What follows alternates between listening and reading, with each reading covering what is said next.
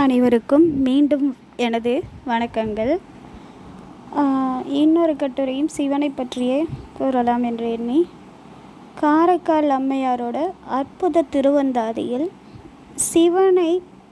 சிவனுக்கு காரைக்கால் அம்மை எப்படி அன்பாக கட்டளையிடுறாங்க அப்படின்றத பற்றி பார்க்கலான்னு சொல்லிட்டு ஒரு முயற்சி. அதனால் விளைந்தது தான் இந்த கட்டுரை. அம்மையப்பருக்கு காரைக்கால் அம்மையின் அன்பு கட்டளைகள். இதுதான் கட்டுரையோட தலைப்பு. அம்மையப்பருக்கு காரைக்கால் அம்மையின் அன்பு கட்டளைகள். முன்னுரை. உமையை ஒரு பாகமாக கொண்ட சிவன் அம்மையப்பர் என அழைக்கப்படுகின்றார். 63 நாயன்மார்களில் பெண் நாயன்மார்கள் மிகவும் குறைவு. அதிலும் சிவனால் அம்மையே என அழைக்கப்பட்ட பெருமைக்குரியவர் காரைக்கால் அம்மையாகிய புனிதவதியே. இவர் தன்னை ஆட்கொண்ட பெருமானாகிய சிவனை தன் மகன் போல எண்ணி அவரது செயல்களை கண்டிக்கும் விதமாக சில அன்பு கட்டளைகளை வினாக்களாக வினவியுள்ளார். அதனை காரைக்கால் அம்மையாரின் அற்புத திருவந்தாதி வழி நின்று ஆராய்வது இக்கட்டுரையின் நோக்கமாகும். சிவனே, பாம்பை அணிகலனாக கொள்ளாதே. கொடிய விஷம் கொண்ட பாம்பை சிவன் தன் உடலில் 3 இடங்களில் அணிகலன்களாக அணிந்துள்ளார். அச்செயலை தாயுள்ளம் கொண்ட காரைக்கால் அம்மை, உமக்கு அணிகலன் வேண்டுமெனில் மற்றொரு பொன் மாலையை அணிந்து கொள். கொடிய பாம்பை அணிகலனாக கொள்ளாதே. பொன்னாரும் மற்றொன்று பூண் என அற்புத திருவந்தாதி 27வது பாடலில் சுட்டுகின்றார். மேலும் மற்றொரு பாடலில், உன் கழுத்தில் உள்ள பாம்பு தலையில் உள்ள கங்கையை பற்றுவது போல் உள்ளது. எனவே கங்கைக்கு தீமை விளைவிக்கும் இப்பாம்பின் செயலை நீவிர் உணர்ந்து கொள் என்கிறார். மேலும் பாம்பு பிறையை தீண்டிவிடும் என்று அஞ்சியே உன் தலையில் உள்ள பிறை வளராமல் உள்ளதோ என சிவனை பார்த்து வினவவும் செய்கிறார். பாம்பை விலக்கு, பழி வரும் உமக்கு. கங்கையை பாம்பு பற்றி கொண்டால் உம் தலையில் கங்கை இல்லாது போகும் என சிவனுக்கு பாம்பின் தீமையை அன்பு கட்டளையாக கூறிய காரைக்கால் அம்மை, உன் உடலில் ஒரு பாகமாக உள்ள உமையை உன்மேல் உலாவித் திரியும் பாம்பு ஊர்ந்திடுமா நாகம் ஒரு நாள் மலைமகளை சார்ந்திடுமேல் ஏ பாவம் தான் என அற்புத திருவந்தாதி 13வது பாடலில் சுட்டுகின்றார். ஒரு நாள் தீண்டினால் பழியும் பாவமும் உமக்குத்தானே வரும் என்கிறார். இப்பாடலில் உன்மேல் ஊறும் பாம்பு ஒரு நாள் உன் உடலில் ஒரு பாகமாக இருக்கக்கூடிய உமையமையை தீண்டினால் பழியும் பாவமும் உமக்குத்தானே வரும் என்கிறார். நீவர் பிச்சை எடுக்க செல்லும் போது பாம்புடன் செல்லாதே எனவும் காரைக்கால் அம்மையார் கட்டளையிடுகின்றார். ஏனெனில் பாம்புகளை கண்டு அஞ்சி சிறு மகளிர் உமக்கு பிச்சையிடும் போது பிச்சையிடாது செல்லலாம். அவ்வாறு சென்றால் சிவனுக்கு உணவு கிடைக்காது. அப்பாம்புகள் பிச்சையிட வரும் மகளிரை தாக்கினால் பழி சிவன் மீதே விழும் என்ற அன்பினால் காரைக்கால் அம்மை அவ்வாறு சுட்டுகின்றார். நான் என்ன செய்வேன்?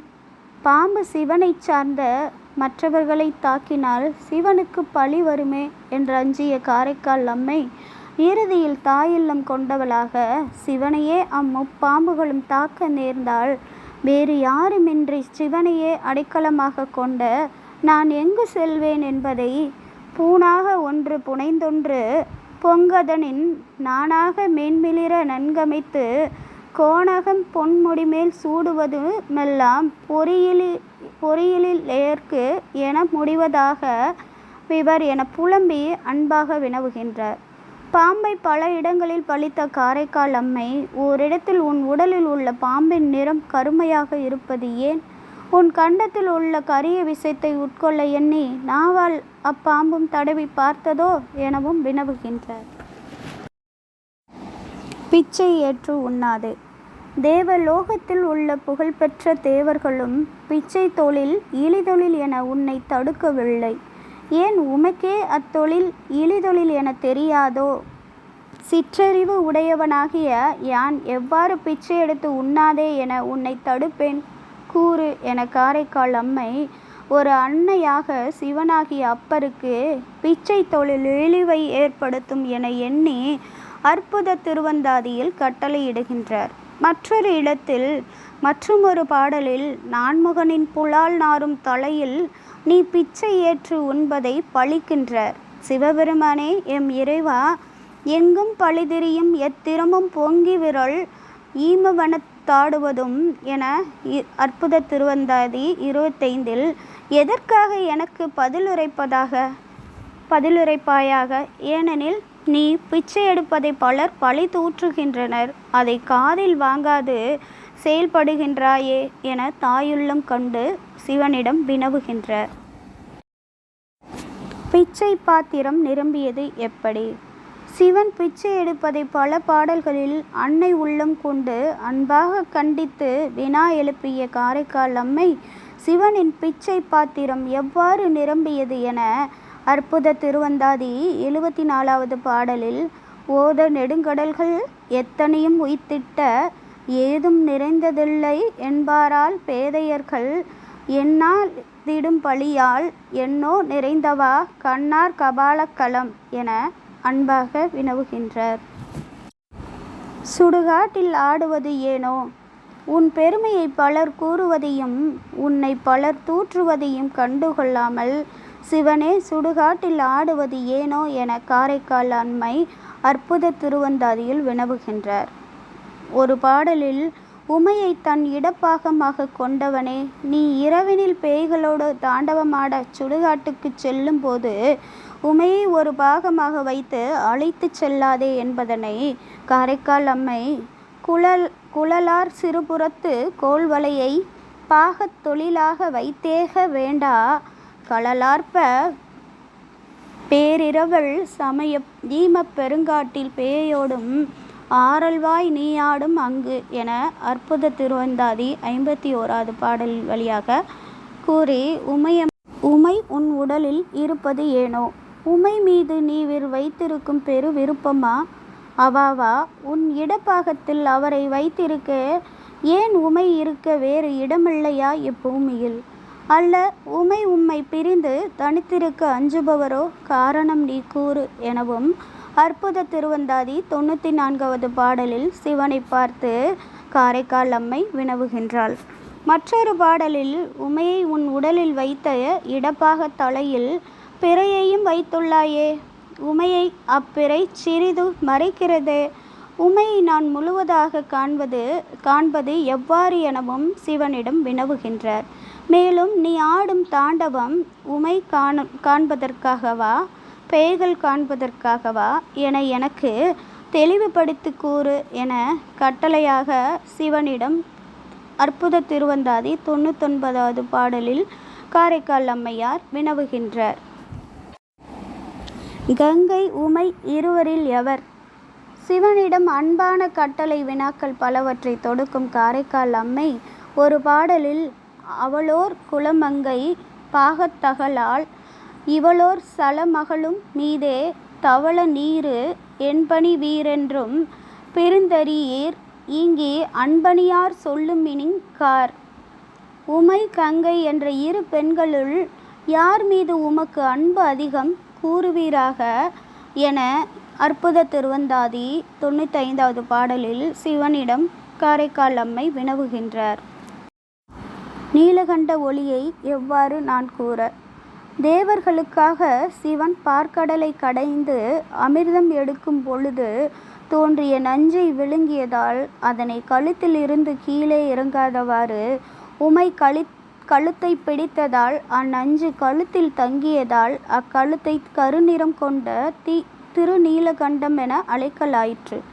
அந்நஞ்சுடைய கழுத்தை கருநிறமாகவும் அந்நஞ்சை உண்ட வாய் கருப்பாகாமல் சிவக்கவும் காரணம் என்ன என அற்புத திருவந்தாதி 89வது பாடலில் காரைக்கால் அம்மை வினவுகின்றார். மேலும் அத்திருநீலகண்டத்தின் ஒளியை இருள் என்று கூறுவேனோ, கரிய மேகம் என்று கூறுவேனோ, உயிர்களின் மயக்கத்தை தீர்க்கும் ஆற்றல் வாய்ந்த நீலமணி என்று கூறுவேனோ, நான் எவ்வாறு திருநீலகண்டத்தின் ஒளியை கூறுவேன் என சிவனிடம் வினவுகின்றார். எப்பக்கம் திருநீறு எவ்வுறுப்பில் தீ.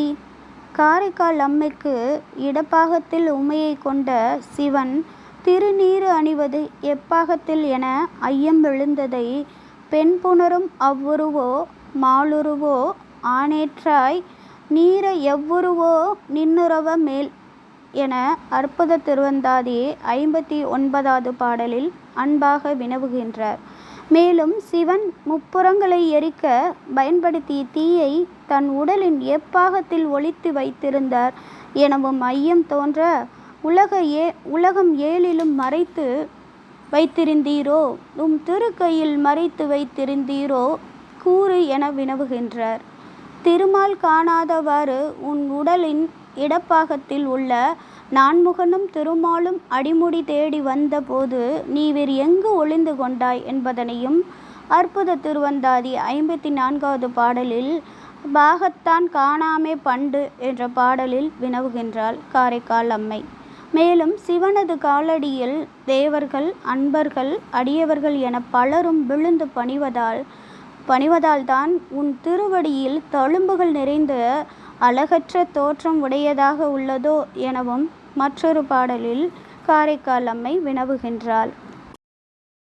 உம்மை எங்கனம் உரைப்பேன் அரணென்கோ நான்முகன் என்கோ அரிய பரனென்கோ பண்புணர மாட்டேன் முரணழியத் தானவனை பாதத் தனவிரலால் செற்றானை யானவனை எம்மானை என்று என அற்புத திருவந்தாதி 18வது பாடலில் சிவனாகிய உன்னை உயிர்களை காக்கும் அரி என்பேனா உயிர்களை படைக்கும் நான்முகன் என்பேனா உயிர்கள் யாவற்றையும் அழித்து ஒடுக்கும் அரண் என்பேனா உன்னை நான் எவ்வாறு உரைப்பேன் கொன்றை மலரணிந்த எம் இறைவனே என காரைக்கால் அம்மை சிவனிடம் வினவுகின்றாள். முடிவுரை. தம்மை ஆட்கொண்ட சிவனிடம் காரைக்கால் அம்மை பாம்புகளை அணிகலன்களாக அணியாதே பிச்சை எடுக்காதே சுடுகாட்டில் ஆடாதே உமக்கு உமை பெரிதா கங்கை பெரிதா விரை வளராதோ நீலகண்ட ஒளியை எவ்வாறு நான் கூற படைக்கும் காக்கும் அழிக்கும் என முக்கடவுளில் எக்கடவுள் என நான் உரைக்க என்றவாறெல்லாம் அன்பு கட்டளைகள் கலந்த வினாவாக வினவியதை இக்கட்டுரை நன்கு உணர்த்தியது. நன்றி, வணக்கம்.